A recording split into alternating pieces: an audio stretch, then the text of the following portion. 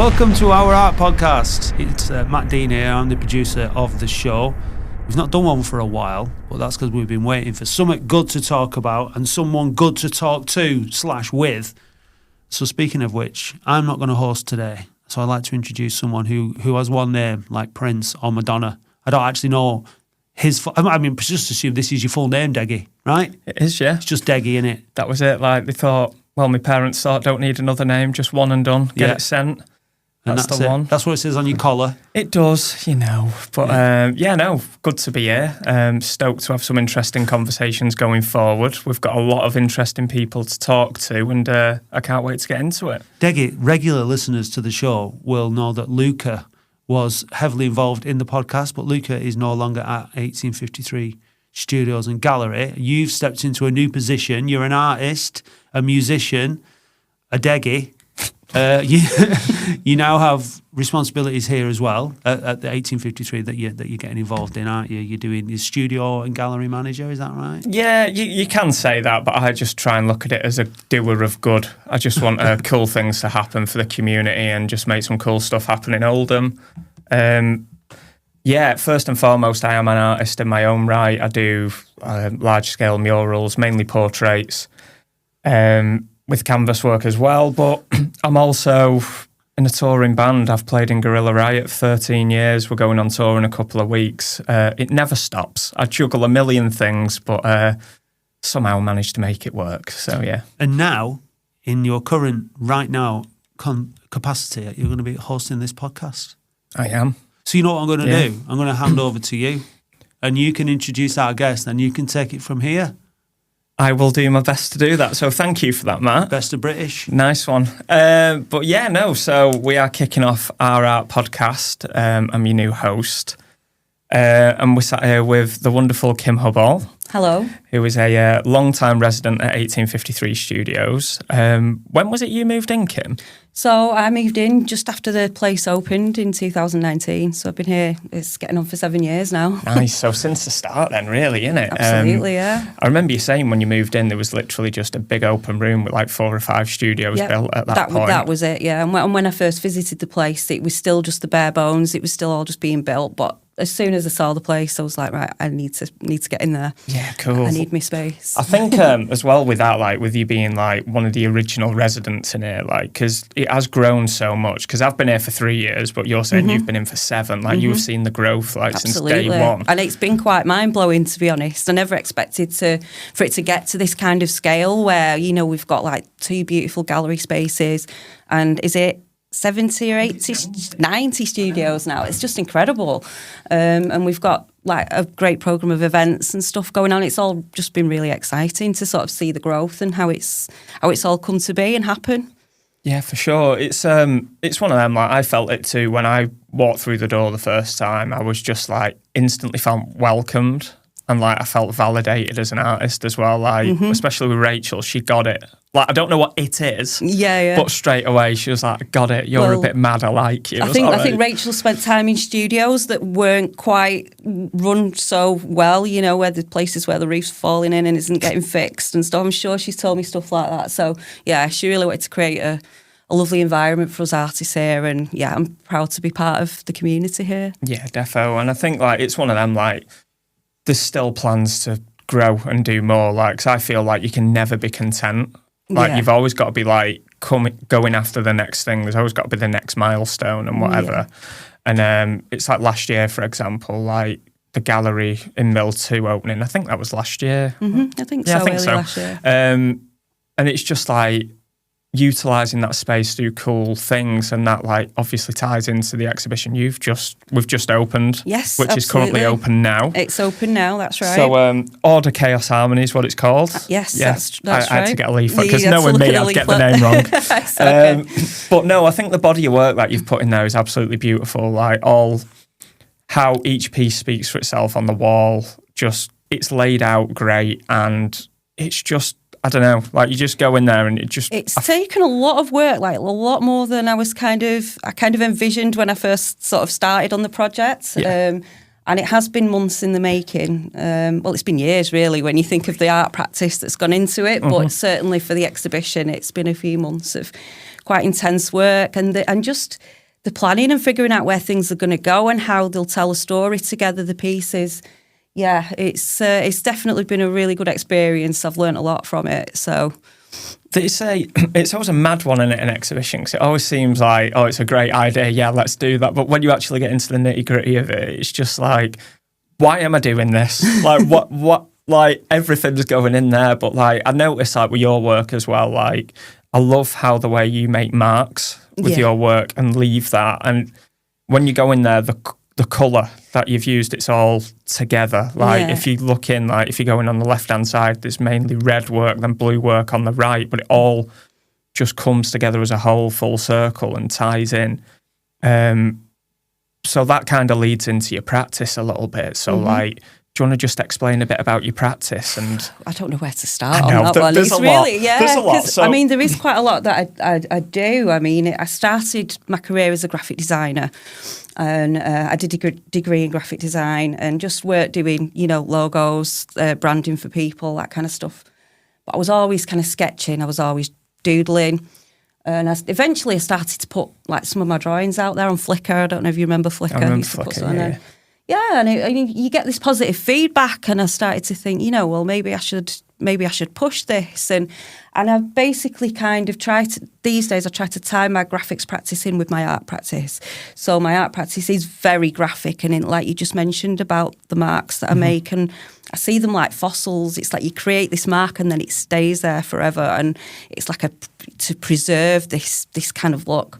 But then it's about kind of finding what works with it, because on its own, it's just a mark. So it's about finding shapes, colours, compositions that all sort of work together with the marks that I've made. So I think that kind of describes it to a certain extent. I do a lot of things like screen printing, block printing. I'm very experimental, and I'm a bit obsessed with materials and processes. I love learning new processes. And just having a go with stuff, really, and kind of mixing everything up. I do a lot of mixed media stuff.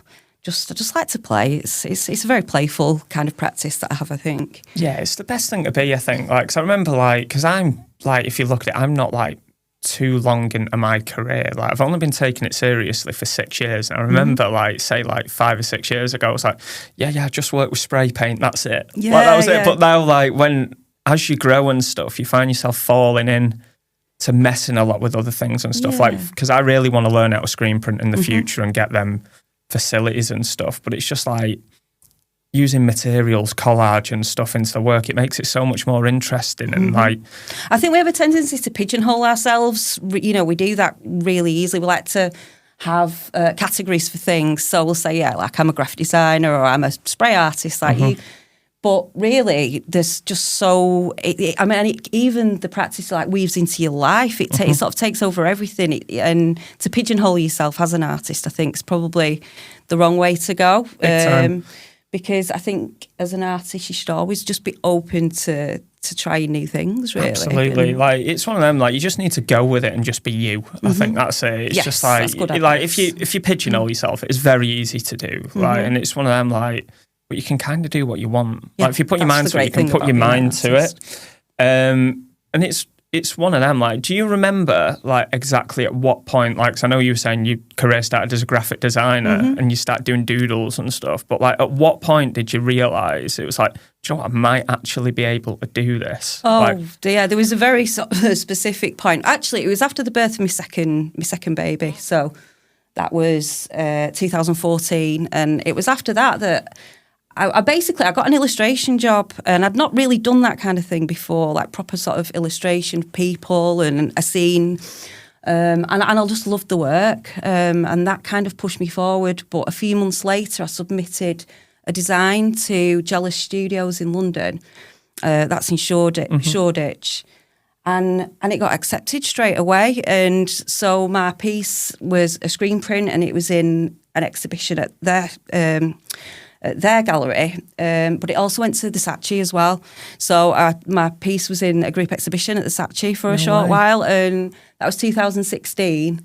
And at that point, it was like, well, oh my God, I've got in the Saatchi, you know, That's I'm so going to be an cool. artist. It's going to happen. Yeah. So, and I've just pushed it ever since, really. It just gave me that, you know, that boost, like, I can actually do this. Yeah, for sure. And it's Yeah. one of them, like, we're just saying that, like, straight on, like, you get that thing working with Jealous there, which is a gallery that everyone knows about. And then with getting in the Saatchi as well, that's kind of like, sometimes it's just best to not ask questions. Like, things, just take it. Like, yeah, you've like got to these take things them wins. happen. Like, But I think that's what's lovely about just being an artist is that you find the projects that you want to work on, and yeah, of course you don't always get them, but sometimes you do, and then that gives you the boost to continue, or maybe take a new direction, or push something that maybe you hadn't thought of before. And I just, yeah, that's what I love about, you know, working as an artist, really, and getting all these different projects and sort of different exhibitions and stuff. It's all very exciting. yeah, for sure. And it's like going back to the body of work that you've put in the show that we've got now, like you've got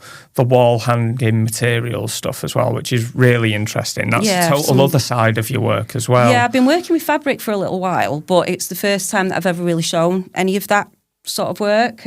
Obviously, having such a big space in the gallery, it was an opportunity to kind of, you know, show off some of the other things that maybe I've not really shown people before. So, yeah. I'm well into working with fabric. I love it as part of just being in the mill here, because obviously these were cotton mills, they were cotton spinning mills. So there's this connection with the building and you know, There's the environment history there, that we're isn't in there? and the history and heritage. Yeah. Yeah, and it's just, I don't know, like when we look at it, like, so the storm's happened now, like the exhibition, we had the opening night about, 10 days ago or something, Yeah, give or take. Really nicely attended show, a lot of like really nice feedback, compliments and stuff. Like, so to like look back at it now, because like it's the chaos leading up to it and everything, you're just all in this whirlwind. Looking back at it now and seeing your work on them walls, like, with space to breathe. Because I remember like helping you set up, you were just like, oh, I've never seen this stuff like this before. It's just always in a pile on my desk. Yeah, that's so true. Like, and it doesn't get the full, you don't get to see it in its full context, because it's just kind of there hanging around, and it's, you know, I see it all the time. It's just there, sat on the desk. And yeah, it's just to actually put my work in such a beautiful professional space and see it with the breathing space and in this environment. It's been really, really wonderful to sort of see it and see that it works in that context as well, especially since my work's quite graphic. You know, does it work in a gallery context? And I think, yes, it does. You know, the colours just pop in that big space and the light. It's just great. Yeah, I think it's just set out perfectly for it. And like to just be able to take a step back and just appreciate your work for what it is there and just looking at it, it's just like... You don't always do that. No, you know, not you at might all. put things up on your studio wall, but how many times do you actually stand back and sort of ponder and, you know, it just... For me, it just gets piled up and onto the next thing, you know. So, yeah, it's been a really sort of eye-opening experience, really, because I've actually really been able to spend time thinking about what it is I'm trying to do and what I'm trying to achieve and put things into perspective a little bit. Happy days. Another interesting thing that I know that you did, because we've spoke about it before, was you was involved in I think it was 2018, the art trail with the Manchester Bees. That's right, that yes. they did. Do you want to tell us a bit more about that? Yeah, sure. So this was like the first time I'd ever done anything quite like that. So again, when we were talking about these steps in your career as an artist, it was a big one for me.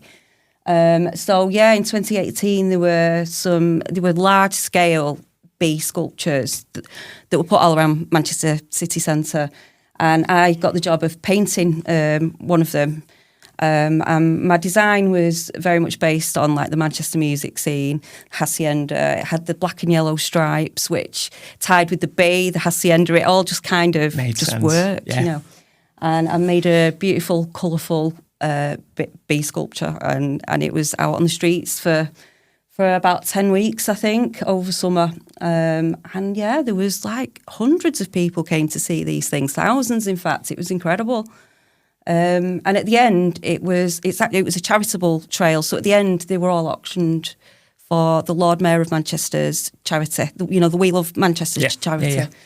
And my bee sold for £23,000, which was mind blowing. I nearly fell off my chair when the auction happened. It was incredible.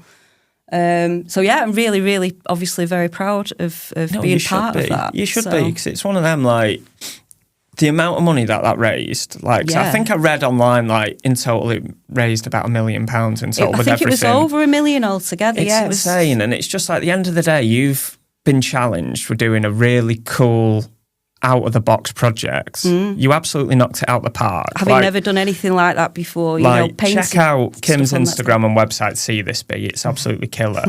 And then what it got auctioned for, that money, what that then can go and do, it's just like rewarding for everyone. I mean, I think the charity, it all goes to sort of, deprived communities around Manchester.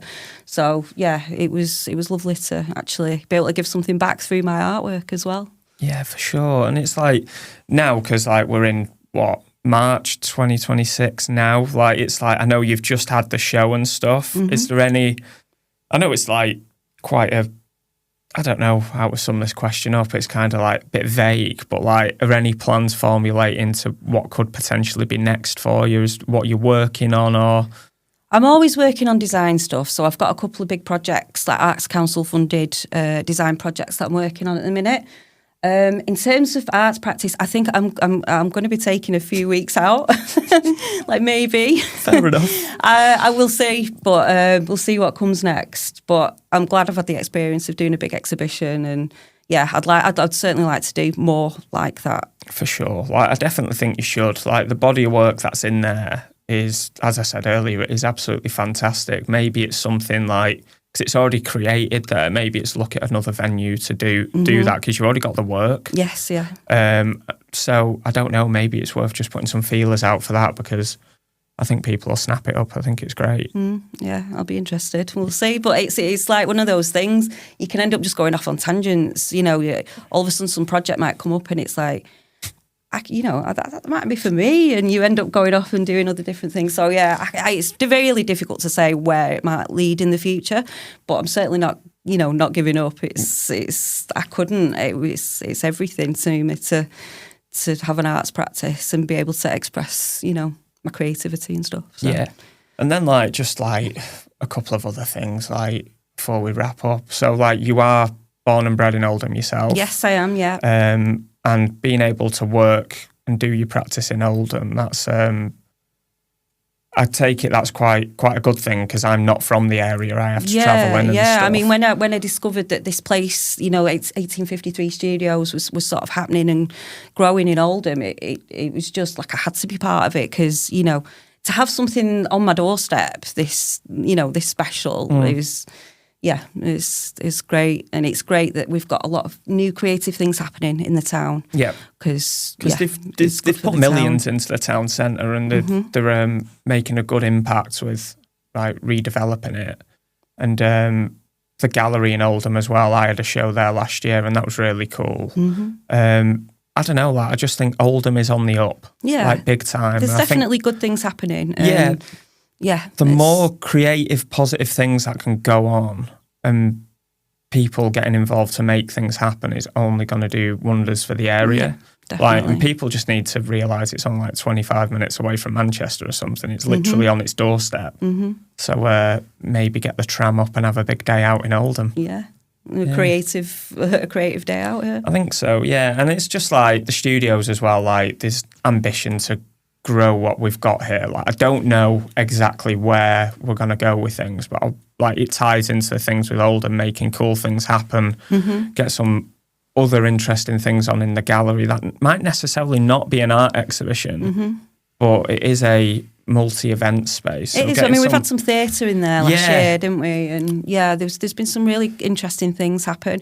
In a couple of weeks, I'll be doing a workshop in there as part of my exhibition with Deepact, who are coming in to. They're actually, I think it's Global Roots Cafe, and they're going to sort of put the food on, and I'll be doing like a nice creative session. It's going to be nice and relaxed. Nice. Sort of based on my exhibition and stuff. Nice. So what's the session involving? Is there a bit of screen printing in there, a bit of collage or something?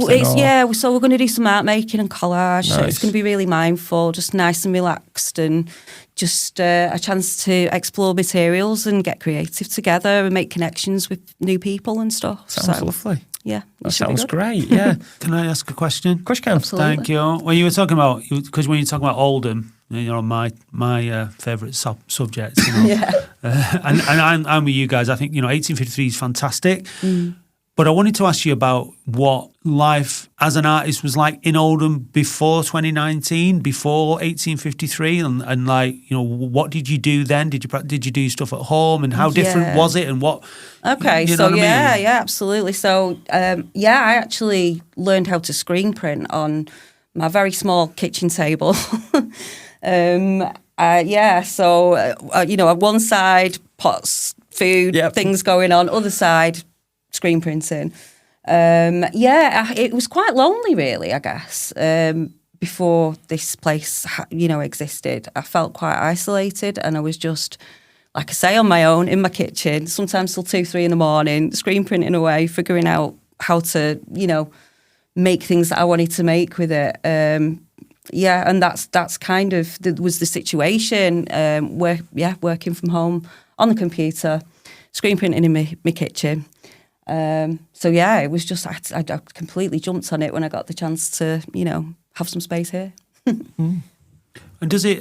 You've obviously you've exhibited work in different places. You've got their exhibition. You create a lot of work. You say it piles up on the side. Yeah. Do you sell your work at all? Like you get some Arts Council funding. So how much of it makes? I was going to say how much of it makes up your personal income? The HMRC's listening. But is this something that you do professionally, semi-professionally, or is it like an advanced hobby or what?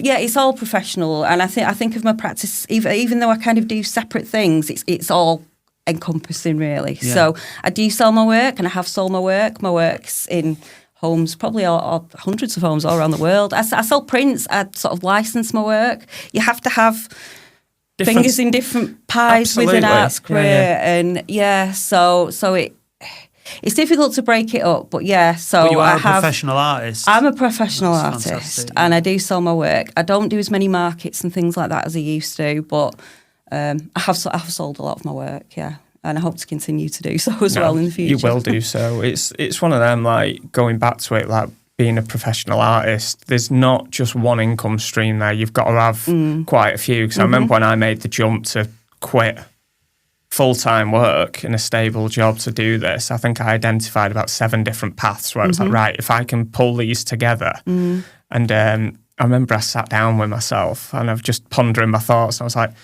this really isn't going well. Could I eat beans on toast for a month? And I was like, yeah, I could. Yeah. So, it's worth it. Just to be creative, Absolutely, for sure. So as two professional artists then, what advice, give some advice to the aspiring professional artist, because it's not something that everybody who is an artist can do. How do you take that step, and how do you get onto that? I think quite often we see these things with blinkers. So I think when I was growing up and I was doing like my GCSE art and stuff, I thought of being an artist as somebody who basically just drew things in pencil all the time. It's like talking about pigeonholing again. Yeah. Nobody ever spoke to me really about all the options that are available to you as a creative person. So my advice would be to obviously work hard. You've got to keep going. You've got to keep making. You've got to be consistent with what you're doing. But it's to put yourself out there. You've got to jump out of your comfort zone. Big time. So there might be a project that you think, well, I've got a bit of experience, but I've not quite done that before. But you push yourself and go for these. Sometimes, you get the opportunity then to learn and grow. So it really is about being open to what's out there and not pigeonholing yourself, not putting yourself into a small bracket. You have to kind of say, right, well, I can do workshops, I can teach people to print, I can design things, I can print T-shirts, et cetera, et cetera. And that's how it's worked for me anyway. So I think just to elaborate on that a little bit, it's one of them, like, the advice I give is I always have the outlook on anything. If you want to do that, I genuinely believe you can do it if you put your mind to it. Absolutely. The only person stopping yourself is yourself. And it's just one of them, like, you've got to, like, as you just said then, like, oh, that's not quite what I'd normally do. But if it interests you and you feel like you're going to bring something to the table and leave it in a better place when you're done, then go for it. Just have a go. Because I always say, like, I'd rather go down in a ball of flames and say I tried than not have a go at all. The way I see it as well is like when you're applying for projects, even if you don't quite fit the bill, sometimes they will go for you because you can show them.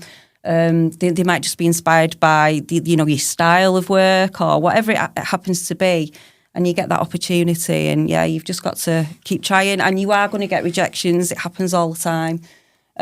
You've got to get a thick skin on that. I get emails rejecting. Quite often, and it's just one of them now. Yeah. Oh well. Move on to the next thing. Yeah, and it's just like with it, like with that, it's like it's all good. You can be the best artist technically in the world and stuff, but if you don't know how to market yourself, it's also a big thing. Like you need to spend probably the same amount of time getting your name out there, marketing yourself, trying to open doors and stuff as actually creating your practice. Yeah. There's definitely a huge part of it as well. Big time. Yeah, especially if you're just a one-man band, like, it's hard. You're it's hard. looking after all your own accounts. And there's a lot to it. I mean, it's definitely not for the faint-hearted to be a self-employed creative, but it's... Why do we do it? I know. But it's a beautiful thing. No, it is. Yeah. It is. It's the most rewarding thing, I think. Yeah. And it's one of them, like, to get here, it took a lot of life lessons for me to realise I just had to go and do me. That's what I thought. And that was, properly 4 years ago, and I've never looked back. But, like, just to give that message, if someone's thinking of taking this jump, maybe go to part-time work, phase it in that way, and then see how it kind of goes. But I do believe anyone can make the dream a reality. If they're passionate enough, about what they're creating and believe, you do have to believe in yourself. And that can be the hardest thing. Yeah. The fear kicks in and you think you're not good enough. And you really do have to put those thoughts in the bin and just get on with it, really. Just paint. Yeah, just keep painting, just keep drawing, painting. whatever it is that you want to do, yeah. That's the one. Brill. It's time to give yourself a plug. Oh. Where do we find you? Online and all that kind of stuff. My Instagram's probably the best place to have a look at the kind of work that I'm doing. So that's instagram.com/Kim Hubball. And I have a website as well, which is kimhubball.co.uk. You can see some of the design projects that I've done on there. So links in the show notes, ladies and gentlemen. So Kim, how did he do on his first podcast all right, actually, excursion? Yeah. I'll give him... I'll take all right. What do you reckon? 8 out of 10, I reckon. All right, I'll take that. That's pretty good. That is pretty good. Mate, I'll take that. It's good. Yeah. And I think Kim did very well as a guest. Nailed it. You agree? Yeah, nailed it. Absolutely. I hope so. No, you did. Like, honestly, Okay. like... I'm not comfortable sat here in any way. That's the thing. No, you seemed it. Like, everything... I don't know, like, you answered everything spot on. Happy days. Yeah. Getting outside your comfort zone. Absolutely. You just said it. Yeah, Little wins. Little wins. Yeah. Get out there. Absolutely. Don't think of the end thing. It's the little wins on the way. Yeah. That's what's important. Definitely. Do you want to wrap this up, Deg? You're the host. Yeah. Say something. So. Say something cool to end the podcast. So it's now the time I've got to say something cool to end the podcast. All I'd just say is, in the wise words of Ali G, keep it real. Podcast!